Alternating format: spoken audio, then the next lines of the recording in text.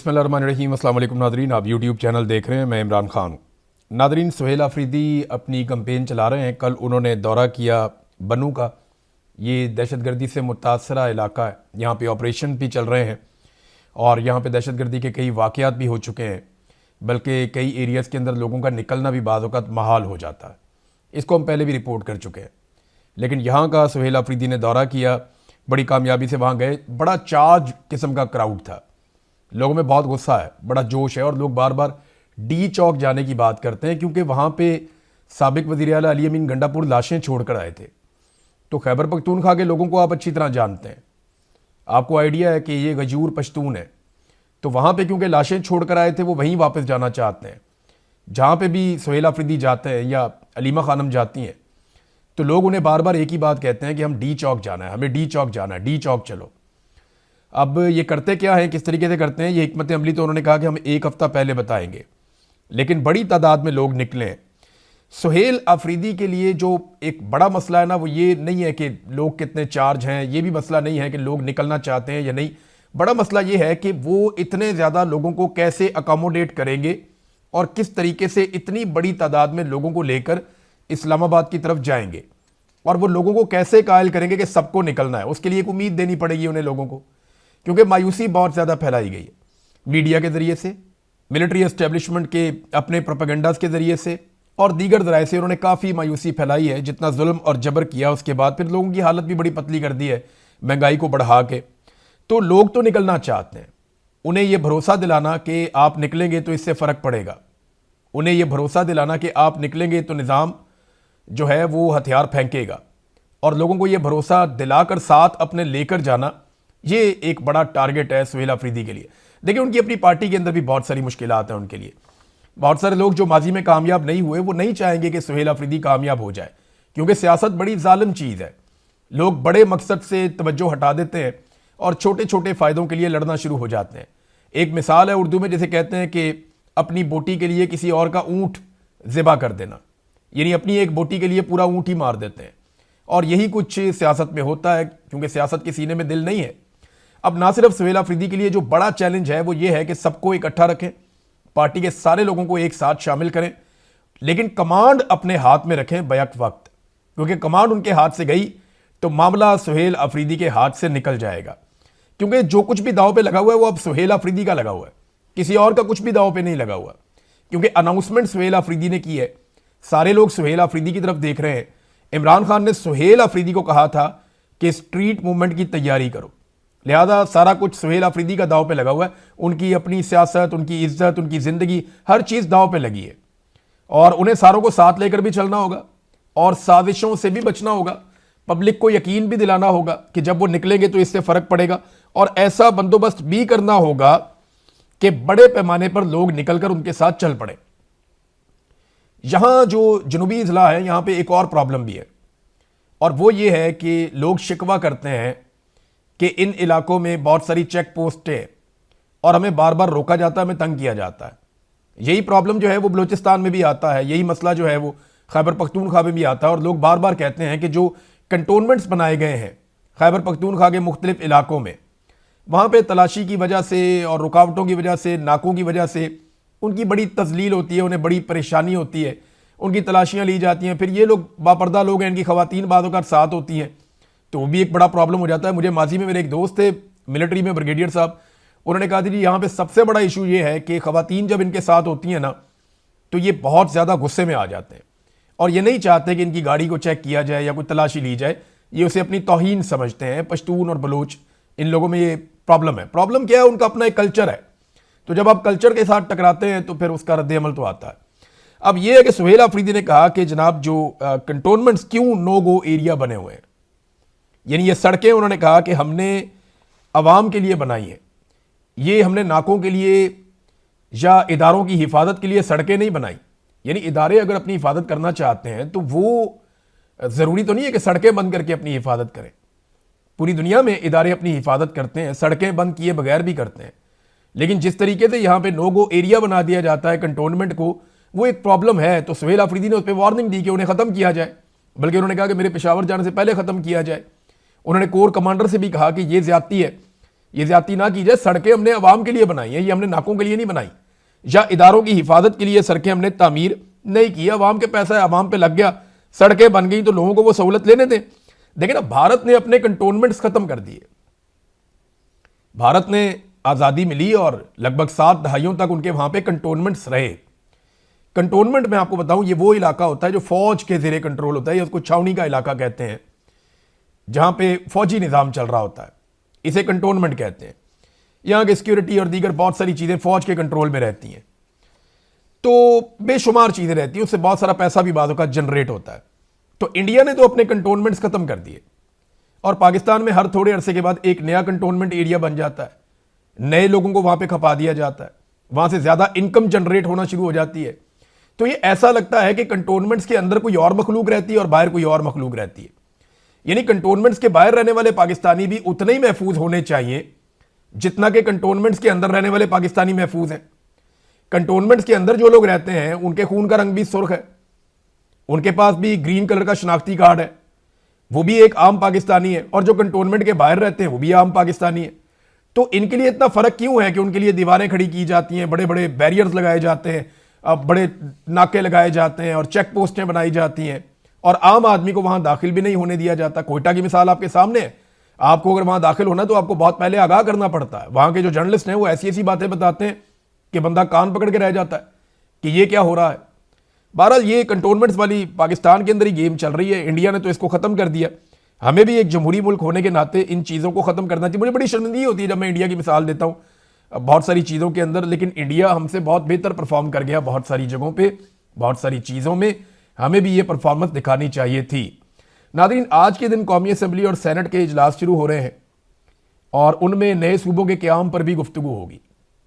अलग अलग किस्म के बिल्स भी आएंगे। ख़ास तौर पर मुझे अच्छी तरह पता है कि ये जो मक्का के अंदर एक मुआहदा हुआ जिसमें 3 मुल्कों का भी एक दिफाई इत्तेहाद हुआ है, या दिफाई मुआहदा हुआ 3 मुल्कों के बीच में, उस मुआहदे के ऊपर भी करारदाद लाई जाएगी कि जनाब बड़ा अच्छा मुआहदा हुआ। लेकिन आप मज़े की बात देखें कि करारदाद ये लेकर आएंगे, लेकिन करारदाद लाने वाले ने भी मुआहदा नहीं पढ़ा कि उसमें क्या लिखा हुआ है ना दिलचस्प बात। ये मुआहदे की तारीफ करो, इसके हक में करारदाद लेके आओ, ये हुक्म आ गया, हम तारीफ भी करेंगे, करारदाद भी लेकर आएंगे, लेकिन उसमें लिखा क्या है ये हम आपको नहीं बता सकते, वो सीक्रेट है। यानी अजीबोगरीब बात नहीं है आपकी। यानी मुझे कोई किताब दे दे और मुझे कहे जनाब इस किताब को पढ़े बगैर आपने इसके ऊपर एक अच्छा सा तबसरा कर देना है, और मैं एक अच्छा सा तबसरा कर दूं इस किताब को पढ़े बगैर, तो ये तो बड़ी जहालत है। तो इसी तरह से ये मुआहदा पार्लियामेंट ने पढ़ा तो नहीं है, ना पार्लियामेंटेरियंस के पास इसकी कॉपी है, ना सेनेटर्स के पास इसकी कॉपी है, ना इसकी कॉपी जो है वो मेरे ख्याल प्राइम मिनिस्टर के पास भी नहीं होगी। तो जब मुआहदा किसी ने पढ़ा ही नहीं तो उस मुआहदे के ऊपर आप करारदाद कैसे पेश कर सकते हैं? किताब आपने पढ़ी नहीं, उसके बारे में आप अपने कमेंट या अपनी राय कैसे लिख सकते हैं कि जनाब ये किताब में ये भी अच्छा है, ये भी अच्छा है, ये भी अच्छा है, ये भी अच्छा है? ये नहीं कह सकते। आप सिर्फ ये कह सकते हैं इस बंदे ने किताब लिखी, इसकी बड़ी मेहरबानी, किताब लिखते रहना चाहिए, किताब बहुत अच्छी चीज़ होती है, काफ से किताब होती है, और किताबें जो है वो दुनिया में इतनी सारी हैं, और किताबों से तालीम फैलती। ये बातें तो आप जर्नल कर सकते हैं, लेकिन आप उस मुआहदे के बारे में स्पेसिफिकली जब तक नहीं जानते आप उसके ऊपर अपनी राय नहीं दे सकते। लेकिन यहां पर हुक्म आ गया है, लिहाजा ये करारदाद भी आएगी और मुतफ़िका तौर पे मंजूर भी हो जाएगी। आप देख लीजिएगा। अब ये जो एक बहस है, या जो शुरू होने वाली बहस है कि नए सूबे बनेंगे, उनका क़याम अमल में लाया जाएगा, क्योंकि मोहसिन नकवी ने आसिम मुनीर साहब की ये ख्वाहिश तो बता दी है, लेकिन इस वक्त पाकिस्तान में जमहूरी हुकूमत नहीं है, और एक ऐसी हुकूमत जो जाली हुकूमत है, जिसे जाली तरीके से लाकर बिठाया गया है, क्या वो इतना बड़ा फैसला कर सकती है कि पाकिस्तान में नए सूबे बना दे? वैसे तो पाकिस्तान में नई अदालतें भी बना दी जाली हुकूमत ने, पाकिस्तान में इस्तिस्ना और एक्सटेंशन भी दे दी, 2 आईनी तरामीम करके आइन का हुलिया बिगाड़ दिया जाली हुकूमत ने। लेकिन क्या अब उन्हें इतनी हिम्मत और इतना हौसला हो गया कि वो नए सूबे भी अब बना छोड़ेंगे और उसके ऊपर कोई एतराज भी नहीं करेगा? पाकिस्तान तहरीक इंसाफ को मेरे ख्याल में मौक़िफ़ ये लेना चाहिए कि ये बड़ी अच्छी बात है, नए सूबे बनने चाहिए, नए यूनिट्स बनने चाहिए, हम इसके हक में हैं, लेकिन हम ये चाहते हैं कि नई पार्लियामान आए, फ्री एंड फेयर इलेक्शन हो, उसके नतीजे में जो नई पार्लियामान आए वहां पे बैठ के इत्तफाक़े राय के साथ नए सूबे बनाए जाए। इसके अलावा और कोई चीज नहीं होनी चाहिए। नाज़रीन, हालात ये हैं कि साबिक डिफेक्टो पाकिस्तान के हुक्मरान और साबिक army chief general Bajwa, de facto हुक्मरान में इसलिए कह रहा हूं कि ये आप बिला वजह ही यहां पे बैठे होते हैं वजीर आजम वगैरह आके, कंट्रोल तो सारा पीछे से आर्मी चीफ कर रहा होता है। वजीर आजम तो बेचारा जितना मर्जी जोर लगाए, कोई अच्छा काम किसी एक महकमे में, किसी एक जगह पे, किसी दूसरी जगह पे वो कर लेता है, जब वो कोई काम करने लगता है उसको घर भेज देते हैं, निकाल देते हैं। जैसा कि इमरान खान साहब ने अपनी मर्जी से कोरोना वायरस के अंदर काम किया, बाकी चीज़ों में किया, तो इनको गुस्सा आ गया। इन्होंने कहा जी ये कैसे हो सकता है कि ये हमारी अप्रोच से बाहर काम करे। तो बाद में अपनी एक्सटेंशन के चक्कर में इमरान खान साहब को फारिग कर दिया। तो वो जो जनरल बाजवा जो पाकिस्तान से बहुत प्यार करते थे, बड़े मुहिब वतन आदमी है, मुहिब वतन के सारे सर्टिफिकेट उनके पास हैं, उनका इलाज जनाब दुबई में हो रहा है, सीएमएच में उनका इलाज नहीं हो रहा। मीडिया पे खबरें चलाई गई कि जनाब जनरल बाजवा के दुबई में टेस्ट हुए, मजीद कोई टेस्ट होंगे, उनका इलाज वहां पे जारी है, डॉक्टर्स इजाज़त देंगे तब वो ट्रेवल करेंगे। आप अंदाज़ा करें कि साबिक आर्मी चीफ है, वो अपना इलाज पाकिस्तान में नहीं करवा सकता। जो पाकिस्तान का डिफेक्टो हुक्मरान रहा 6 साल तक, वो अपना इलाज पाकिस्तान में नहीं करवा सकता, और वो जाकर अपना इलाज पाकिस्तान से बाहर करवा रहा है। ये इन्होंने पाकिस्तान को दिया, सीएमएच ये इन्होंने पाकिस्तान को दिया कि ये अपना इलाज एक साबिक आर्मी चीफ पाकिस्तान में नहीं करवा सकता, उसे अपना इलाज करवाने के लिए भी बैरून मुल्क जाना पड़ता है। पाकिस्तान के सिस्टम पे भरोसा ही नहीं है। और ये पाकिस्तान का वो इदारा है जिसको सबसे ज़्यादा बजट दिया जाता है, और ये बहुत सारे झेली इदारे भी चलाता है, सीएमएच भी उनमें से एक है। वहां पे बेहतरीन डॉक्टर्स होने के बावजूद वो कहते नहीं हमने अपना इलाज बाहर से करवाना है। पाकिस्तान में इनको भरोसा ही नहीं है पाकिस्तान के सिस्टम के ऊपर। जो सिस्टम कोलैप्स कर गया है इनके अपने बकौल, उस सिस्टम पे ये भरोसा कैसे कर सकते हैं? हेल्थ से लेकर एजुकेशन तक, दहशतगर्दी के अमन अमान के मामला से लेकर सिक्योरिटी के मामला तक, आपकी इकोनॉमी के मामला से लेकर आपके टूरिज्म के मामला तक, आपके इन्वायरमेंट के मामला से लेकर आपकी मुआशरत के जो हालात हैं वहां तक, हर चीज़ कोलैप्स कर गई है। और इसको ठीक करने के लिए आपको एक कौमी इत्तफाक राय चाहिए, और कौमी इत्तफाक राय कौमी लेवल का लीडर लेकर आ सकता है। अगर आप पाकिस्तान में फ्री एंड फेयर इलेक्शन होने दें और एक हुकूमत बनने दें आवाम की मर्जी से, तो फिर कौमी इत्तफाक राय पैदा होगा। उसके बगैर ये हो नहीं सकता। नादरीन, कौमी इत्तफाक राय तो पैदा होगा या नहीं होगा, पाकिस्तान में और बहुत कुछ हो सकता है। यानी एक खबर थी और उसमें वो शाहिद अफरीदी का कसूर भी कोई नहीं है, मैं उसे ब्लेम नहीं करूंगा। उसका कुत्ता गुम गया, उसने ट्वीट कर दिया जी मेरा कुत्ता गुम गया, और मुझे उससे बड़ा प्यार है, हमने घर के फर्द की तरह पाला है, जिसको मिले वो मेरा कुत्ता जो है वो वापस कर दें। लोग उसका कुत्ता लेकर वापस आ गए, उसका कुत्ता उसे वापस कर दिया। वो खुश हो गया, उसने वीडियो बना दी कि जनाब मेरा कुत्ता मेरे पास वापस आ गया। वो खुश था, अच्छी बात है। किसी का भी कुत्ता गुमेगा वो कोई ना कोई इश्तेहार लगा देगा, पुलिस को बता देगा, या जिसके पास सोशल मीडिया का अकाउंट है वो उसके ऊपर लगा देगा। ये एक नॉर्मल चीज़ है। लेकिन पाकिस्तान के मीडिया ने इसे खबर बना के चलाया कि शाहिद अफरीदी का कुत्ता लापता हो गया। पाकिस्तान में बलोच नौजवान लापता होते हैं, पाकिस्तान में पश्तून नौजवान लापता होते हैं, पाकिस्तान में पंजाब में सवाल उठाने वाले लापता होते हैं, पाकिस्तान में शायर और सहाफ़ी लापता होते हैं, पाकिस्तान के अंदर सियासतदान और वकील लापता होते हैं, पाकिस्तान में माओ के बच्चे लापता होते हैं, माएँ उन्हें ढूंढती रहती हैं, सड़कों पे बैठी रहती हैं और खबर नहीं चलती। लेकिन शाहिद अफरीदी का कुत्ता लापता हुआ तो पाकिस्तान का मीडिया खबर चला रहा था। मुझे प्रॉब्लम शाहिद अफरीदी से नहीं है, उसका तो बेचारे का कुत्ता गुम गया था, वापस आ गया। मुझे प्रॉब्लम पाकिस्तान के मीडिया और निज़ाम से है। क्या जो आदमी फील्ड मार्शल का भोसा लेगा उसका कुत्ता भी गुम जाएगा तो मीडिया खबर चलाएगा?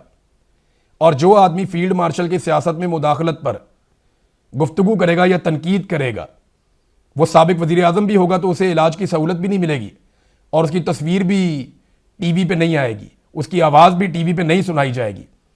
ये है हमारे मीडिया की हालत, और ये है पाकिस्तान में कानून और इंसाफ, ये है पाकिस्तान में तरीक़ाकार। अगर आप एस्टेब्लिशमेंट के सामने लेट जाएं, आप उनके वफादार बन जाएं, तो सारा निज़ाम आपको सर्व करता है। लेकिन आप अगर उनकी घटिया सियासत के ऊपर सवाल उठाएं तो फिर आपको गुमनाम कर दिया जाता है, आपका नाम मिटा दिया जाता है, आपका निशान मिटा दिया जाता है, जो पाकिस्तान में किया जा रहा है। बड़ा अनफॉर्चुनेट है, मुझे बड़ी तकलीफ हुई ये कंपैरिजन करते हुए। लेकिन सच ये है कि एक कुत्ते के लापता होने पे खबरें चल रही हैं, मीडिया में हेडलाइंस चल रही हैं, लेकिन माओं के बच्चे लापता हो रहे हैं बलूचिस्तान में, खैबर पख्तूनख्वा में, हमारे नौजवान लापता हो रहे हैं, उसके बारे में कभी मैंने खबर चलती नहीं देखी, बल्कि उस खबर को दबाया जाता है, छुपाया जाता है। वो माएँ सड़कों पे बैठी रहती हैं लेकिन उनकी खबर नहीं दी जाती, सामने ही नहीं आने दिया जाता। लेकिन अगर आप लाडले हैं सिस्टम के तो फिर आपको क्या मिलता है? ये आईजी और डीसी जो है वो बग्गी में बैठ के इस्लामाबाद में फिर रहे थे वहां पे, और बार बार वो जो वहां पे मेजबान था या जो माइक के ऊपर एक शख्स था और एक खातून थी, वो बार बार ये गुजारिश कर रहे थे कि तालियां बजाएं, तालियां बजाएं। कोई बंदा ताली नहीं बजा रहा था। आईजी और डीसी वहां पे बग्गी में बैठ के गुजरे अवाम के सामने से, मोहसिन नकवी ने कहा जी इसलिए गुजरे कि हम नहीं आ सके, सदर नहीं आ सके। और भाई बात यह है कि इनकी औकात क्या है कि ये उसके अंदर बैठे? क्या ये अपने आप को हुक्मरान समझ रहे थे? इन्हें लग रहा था कि ये हुक्मरान है और ये बग्गी में बैठेंगे? इसके पीछे ना एक रीज़न है। एक तो अवाम ने ताली नहीं बजाई। इससे आईजी को और डीसी को अपनी औकात का पता चलना चाहिए कि उनकी हरकतों की वजह से लोग उन्हें कितना प्यार करते हैं या लोग उन्हें कितना पसंद करते हैं कि किसी ने ताली भी नहीं बजाई। लोग उन्हें पसंद भी नहीं कर रहे थे, बार बार कहा जा रहा था और ताली नहीं बज रही थी, और ये वहां पे चौड़े होकर बग्गी में बैठे हुए थे, खुद को हुक्मरान समझ रहे थे। दरअसल इनको ना इस बात का पता है कि जो हुक्मरानों को लेकर आए ना, उन्होंने इनको लाकर ये पोस्टिंग्स दी हुई हैं। यानी जिन्होंने इनको पोस्टिंग्स दी हैं, एक को आईजी बनाया, एक को डीसी बनाया, उन्हीं लोगों ने जो है वो हुक्मरानों को भी लाकर बैठाया जाली फार्म 47 के ऊपर। कम से कम इन लोगों ने मुकाबले का इम्तिहान तो पास किया था, वो तो जाली फार्म 47 के ऊपर आए, उनके पास तो इतनी इखलाकी जरूरत भी नहीं है। तो फिर ऑटोमेटिकली इन ब्यूरोक्रेट्स के अंदर ये हौसला आ जाता है कि यार अगर वो बैठ सकते हैं बग्गी में तो हम भी बैठ सकते हैं, हम तो उनसे ज़्यादा काबिल हैं, हम तो कोई इम्तिहान भी देकर आए हैं, वो तो जाली सीटों के ऊपर आकर बैठे हैं और वो भी उसी निज़ाम के बेनिफिशरी हैं, उसी एस्टेब्लिशमेंट के वफादार हैं जिस निज़ाम के बेनिफिशरी हम हैं और जिस एस्टेब्लिशमेंट के वफादार हम हैं। बहरहाल ये फीलिंग ले रहे हैं वो सदर वाली और वज़ीर आज़म वाली, और कोई पता नहीं कल को फील्ड मार्शल साहब का दिल आ जाए तो वो इनको सदर और वज़ीर आज़म बना भी दें, क्योंकि पाकिस्तान में तो निज़ाम ऐसे ही चलता है, इसी तरह चलता है। नवाज शरीफ ने, याद है आपको, ओन चौधरी साहब को वोट दिया था।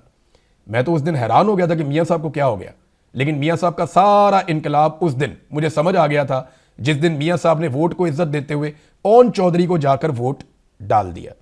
नाज़रीन, इस वीलॉग के आखिर में मैं सिर्फ आपको इतना बताता हूं कि डोनाल्ड ट्रंप के लिए बड़े संजीदा मसाइल पैदा हो चुके हैं, तो जिन पे तकिया था वही पत्ते हवा देने लगे। वक्त आएगा, आप देखेंगे नवंबर का इलेक्शन जो है ना, वो अब जीतना बहुत मुश्किल होता चला जा रहा है डोनाल्ड ट्रंप के लिए। उसकी ना बड़ी बड़ी वजूहात हैं। जो 4 मेन वजूहात हैं उनमें से एक तो ये है कि अमेरिका अपने इत्तेहादियों से दूर हुआ और अमेरिकन को लगता है कि डोनाल्ड ट्रंप ने अमेरिकन की इज्जत में कमी की है। बहुत सारे ममालिक जो अमेरिका के साथ मिलकर लड़ते थे वो साथ आए ही नहीं। दूसरा, अरबों का एतमाद अमेरिकन पे बहुत कमज़ोर हुआ है अपने दिफा के नुक्ता नज़र से, ये एक बड़ा प्रॉब्लम है। तीसरा ये है कि अमरीकी फ़ौजी ताकत पर बहुत सारे सवालिया निशानात उठे हैं। यानी अगर वो ईरान के साथ नहीं लड़ सकते तो रशिया और चीन के साथ कैसे लड़ेंगे, एक बड़ा सवाल पैदा हो गया। फिर ट्रंप के जो आलमी सतह पे जो उनका इमेज है, वो बना रहे थे कि मैं जंगे रोकने वाला आदमी हूं, उस इमेज को बड़ा धचका लगा है। फिर एप्स्टीन फाइल वाला मामला है, वो अभी थोड़े अरसे में आप देखेंगे, स्पेशली सितंबर और अक्टूबर के महीने में आप उसकी बहुत ज़्यादा बाज़गश्त अमेरिकन अखबारात में, मीडिया में सुनेंगे तो आपको आइडिया हो जाएगा कि डोनाल्ड ट्रंप के लिए वो कितना ज़्यादा डैमेजिंग होगा। तो ट्रंप के लिए बहुत अच्छी खबरें नहीं है आने वाले 2 महीनों में। और असल में जो टिक टॉक हो रहा है ना, काउंटडाउन, वो उधर अमेरिका में डोनाल्ड ट्रंप के लिए हो रहा है। तो पाकिस्तानी सरकार ने लॉबिस्ट हायर किए हुए हैं और पाकिस्तानी सरकार पूरी कोशिश कर रही है, सरकार में बोलूं तो आसिम मुनीर और उनके साथी ये पूरी कोशिश कर रहे हैं कि किसी तरह अब जो दूसरी तरफ की पार्टी है, क्योंकि ये तो रिपब्लिकन्स हैं, अब वो चाहते हैं कि डेमोक्रेट्स के साथ भी इनके ताल्लुकात दोबारा से इस्तवार हों और बेहतर हो जाएं, ताकि आने वालों के साथ भी इनकी पींगें चढ़ जाएं। अब तक के लिए इतनी, अपना ख्याल रखिएगा, अपने चैनल का भी। अल्लाह हाफ़िज़।